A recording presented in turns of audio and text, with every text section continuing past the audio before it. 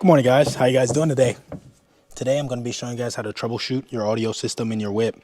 Aftermarket stereo, aftermarket amp, aftermarket speaker, anything that really attains to that. So today I'm going to be troubleshooting the one in my daily. I also have more of a US version in my 350Z.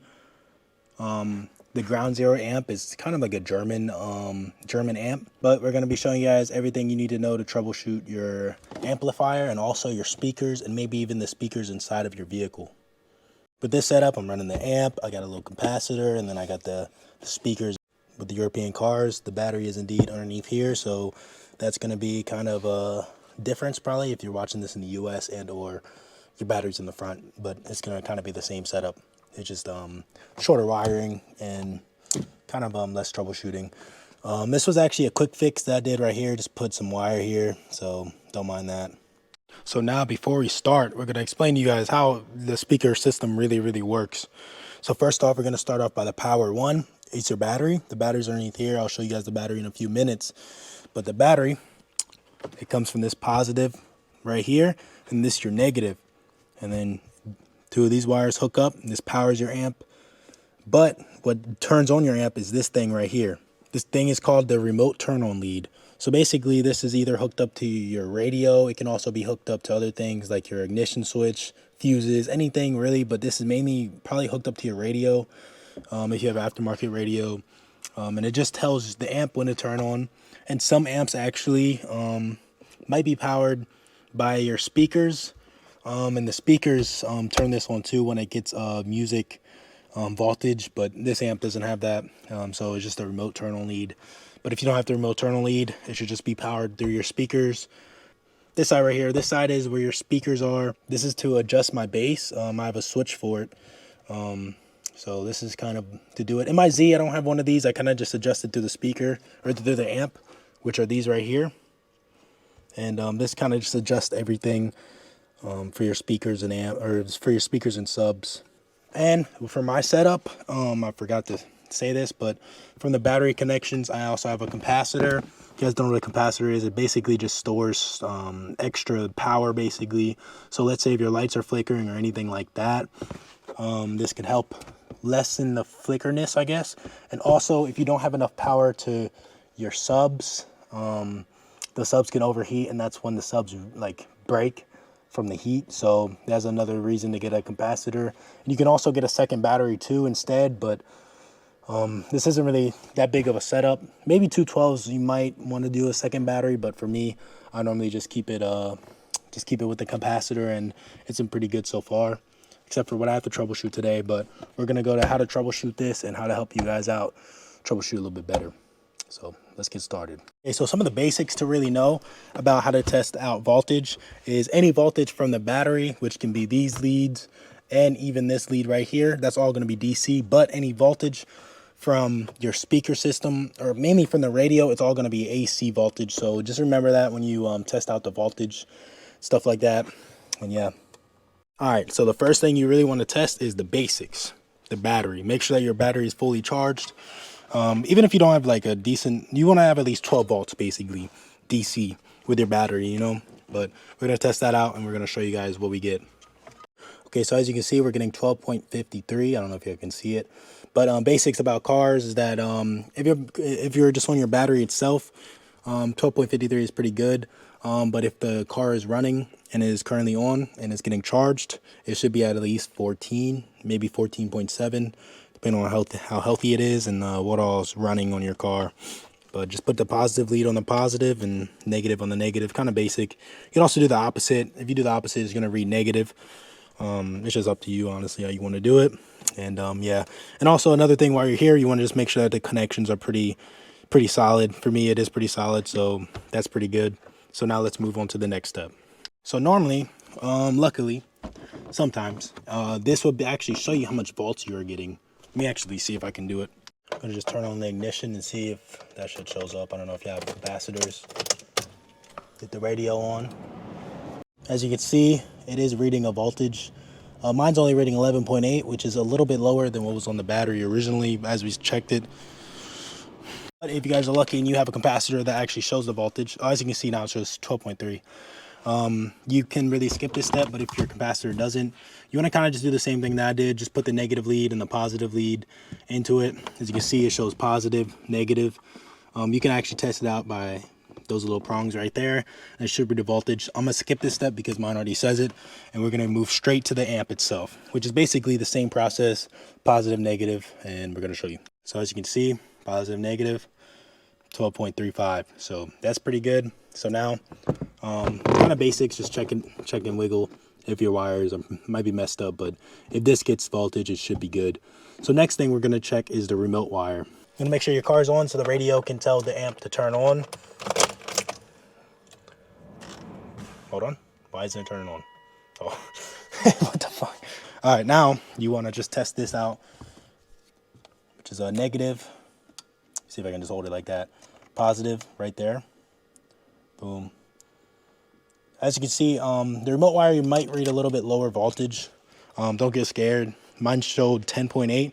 That's pretty good. Okay, so next thing that won't turn on your amp would be fuses. This amp actually doesn't have any external fuses, I don't think. Kind of sucks. I didn't even know that. So this amp doesn't have external fuses, but normally around your power area, there might be like fuses right here. I can probably show you guys on the Z. You could just take those out and then check continuity for it. This one actually has a fuse here though. So you can also just check it visually, and then you can also open this and also check it. But with that being said, you can also test other things like having music playing. You could check the output, see if there's voltage there. You can check your speaker wire, make sure there's voltage there. But yeah, so other than that, if you're really getting all these volts and stuff like that, it might be something wrong with your amp. It might be time for a new amp. It might have overheated or something. So make sure you guys do some research, maybe get your amp tested. You can do that. I'd recommend doing that before you buy another amp though, because you might have just troubleshooted wrong. But now we're going to tell you guys my issue, and we're going to try to troubleshoot this issue a little bit better. My issue isn't really that bad. So as you can see, I'll show you guys a little clip, but one of the speakers work and one of them doesn't. This one doesn't work. So basically, I'm not even gonna lie, the person that installed this, I don't know who did, kind of installed it all wrong. I'm not even gonna lie. Like, there's some the wiring I had to fix. This was kind of a quick fix, I'm not gonna lie. I was traveling somewhere, and I kind of just put this on there. Kind of gotta redo that wiring, and this wire actually fell out too, my negative lead. Kind of just taped it on there, I'm not even gonna lie. There's a lot of things I gotta fix on this, but right now we're focused on this speaker right here not working. We're gonna try to get this working. Gonna kind of show you guys how to troubleshoot it. It's pretty easy. But I think we're either gonna check out the wiring and try to replay music, and if that doesn't work, we're just gonna test the speaker to see if the speaker still works. If the speaker's broken, then it's broken. I don't know, but yeah, I'm hoping it's not broken, but you know, a small chance that it is. So we're gonna try to just open it up 4 bolts, and take it off, and show you guys how to troubleshoot that too. And we're also gonna show you guys how to test the speaker too. I'm not gonna leave y'all hanging if it does work. So yeah, so stay tuned. All right, so basically, fortunately, we found the issue right away. When I put out the speaker, it was disconnected, bro. Man, that's why I don't like when other people do my speakers, bro. Whoever did this, bro, don't know what they're doing. So we have to figure out, one, where it goes, because there has to be. So when you plug in your speakers, normally the boxes that I used to work with, actually you plug it into the box, and there's an external, like a little plug that you plug it in. I don't know how to explain it, but you plug it in there. So it's either the person who installed these was just lazy and they didn't install both speakers, or they just installed it wrong. So that's what I'm hoping, that they just installed it wrong, because it's gonna be a bummer if I gotta rewire everything. But we're gonna show you guys how to test the speaker also, to see if your speaker's broken or not. I actually have a W3 that broke, yeah, kind of learned it this way. So I'm gonna show you guys.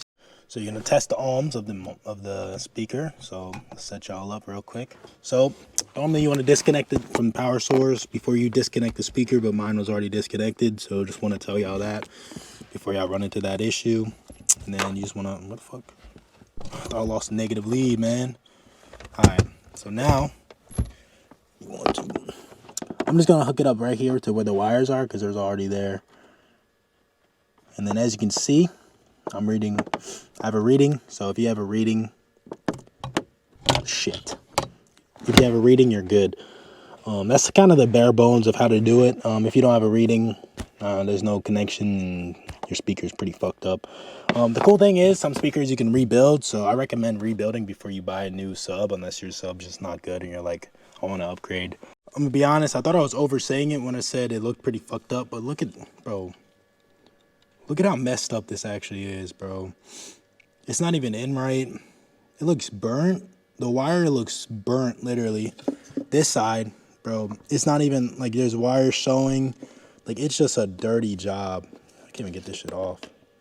You can't really make this up. I thought I was like kind of overly doing it by saying the old person didn't really do this right. All right, my boys, I got a little update for y'all because I ran into an issue and I'm going to be showing you guys how I troubleshooted it myself. But basically, as you guys know, the speaker was indeed disconnected. So I tried to connect it back to this piece originally, but it wasn't working again. So I unplugged this from here and then I tested it directly to the speaker. And pros and cons, one, it worked, but two, it didn't work because of this.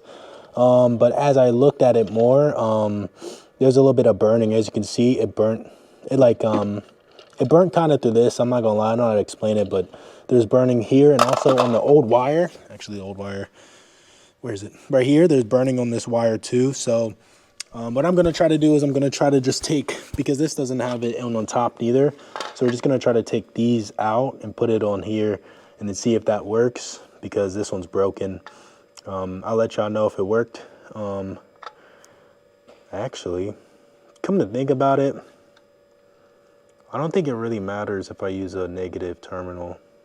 So I might just take this one and use it for this too, but just put red tape around this. And yeah, so, but it works if I plug it into here. So that's good. Thank you for watching. I mean, this is the end of the video for reals. Thank you for watching. Smash that like button, subscribe if you guys are new. If you guys want to see more videos like this, and or if you guys have any questions, feel free to ask. You can ask in the comments, or you can also join my Discord. Just ask me directly there, because I don't know, I'm cool with answering any type of questions, and I can also answer questions in videos. So just let me know if y'all have any questions. And yeah, it's the little setup, man. I gotta do a lot to this. I'm not gonna lie. Whoever wired this thing didn't do so well. I'm not gonna lie, but it's all good. It's all good. Yeah, but smash that like button, subscribe. This is cringe, bro.